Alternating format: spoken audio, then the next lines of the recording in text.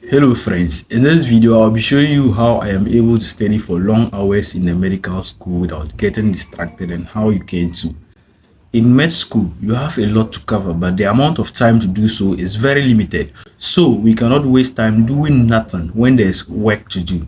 Sometimes you feel lazy, you feel like procrastinating or just feel like sleeping, but you gotta keep your ass moving no matter what. So, in order to make sure that I'm able to study for long hours, I first of all have to get myself obsessed with what I want to study. The night before that day, I would have planned my day, including what and what I would be studying. And in the morning, I would usually steal minutes from moments like breakfast time and other free time I get to go through an overview of what I will be studying. So, how can you be able to study for long hours without getting distracted? Number one, get a quiet place with no distractions. If you intend to study in the room or elsewhere, you can, but make sure that your study space is devoid of all distractions and activities which can lead to distractions. You want to make sure that you distance yourself from your mobile phone, your TV set, or your tablet, or anything alike which has the potency of swaying your focus. I know some people would argue that they study better when the music is on, but how many times have you ended up scrolling your phone for hours? And let me let you in on a confession. Whenever I try to study while listening to music, I end up listening to the music for hours. And sometimes I even look up the lyrics of various songs and even about the artists who sang those songs. Crazy, I know, right?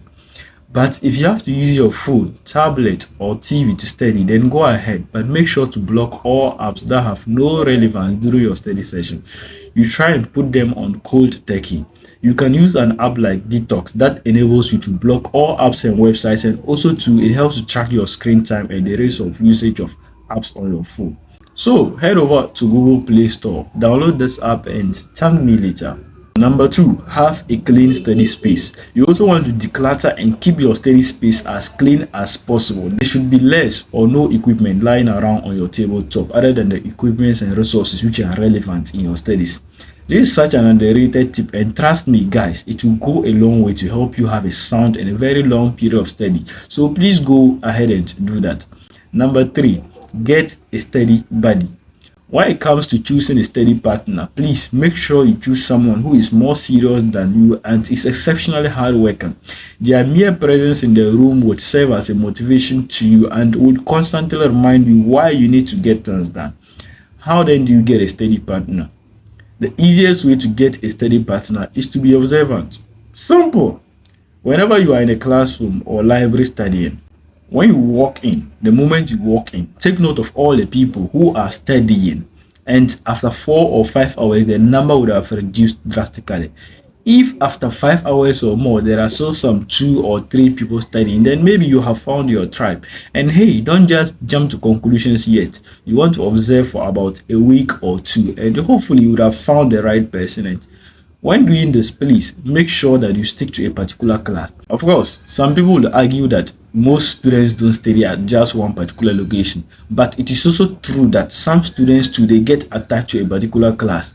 It happens to me a lot of times.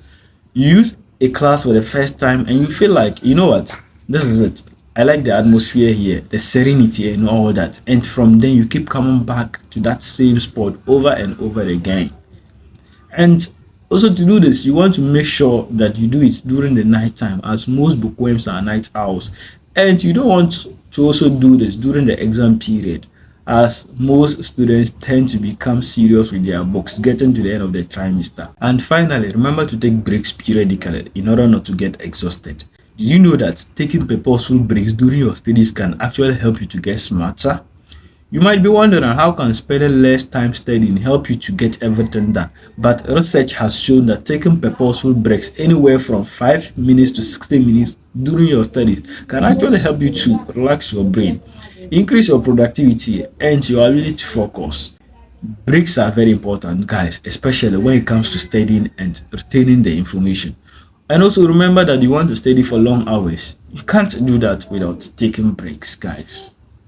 I usually apply the Pomodoro technique in order to ensure that I honor the habit of taking breaks. I apply the 50-10 method. What this means is that I will study for 15 minutes straight and then relax my brain for 10 minutes. Trust me, guys, this is a no brainer. And when you do this, you would find yourself sinking deeper and deeper into studies without wanting the day or night to end. That is it for today, guys. Please subscribe and see you in the next video. My name is Jabor and I am that guy.